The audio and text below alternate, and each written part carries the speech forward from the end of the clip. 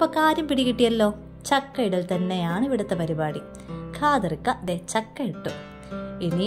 ഇന്ന് ചക്ക വെട്ടിയിട്ട് വന്ന കാര്യം.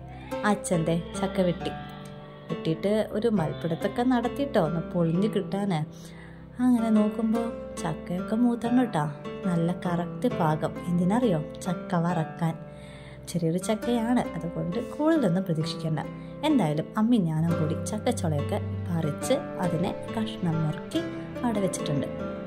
ഇനി അടുത്തത് ചേച്ചി വക നമ്മുടെ ഉരുളിയിലോട്ട് ആട്ടിയ എണ്ണയാണ്, വെളിച്ചെണ്ണ അങ്ങനെ ഒഴിച്ചു കൊടുത്തു.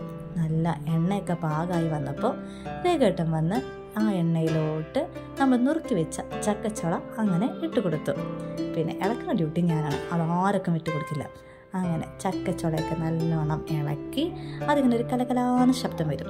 അങ്ങനെ ശബ്ദം വരുന്ന സമയത്ത് നമ്മൾ ഉപ്പ് വെള്ളം കുറച്ച് വെള്ളത്തിൽ നല്ല ഉപ്പൊക്കെ ഇങ്ങനെ കലക്കി റെഡിയാക്കി വെച്ചിട്ടുണ്ട്.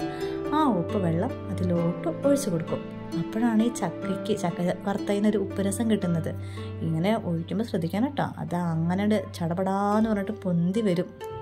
അതിനാണ് ഈ കുറച്ച് എണ്ണ ഇടുന്നത്. എണ്ണ ഇടുകയല്ലാട്ട് എണ്ണ ഒഴിക്കുക. എന്നിട്ട് നമ്മളത് നല്ലവണ്ണം എല്ലാ ചക്കച്ചുളയ്ക്കും എത്തുന്ന രീതിയിൽ ഇളക്കി കൊടുക്കണം.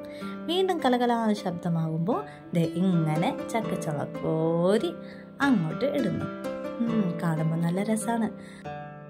ഇനി ചക്കച്ചുള കാറിയാകുന്നത് അറിയില്ല മക്കളെ. എന്നാലും അടുത്ത വീഡിയോ വരുന്നവരെ ബൈ ബൈ.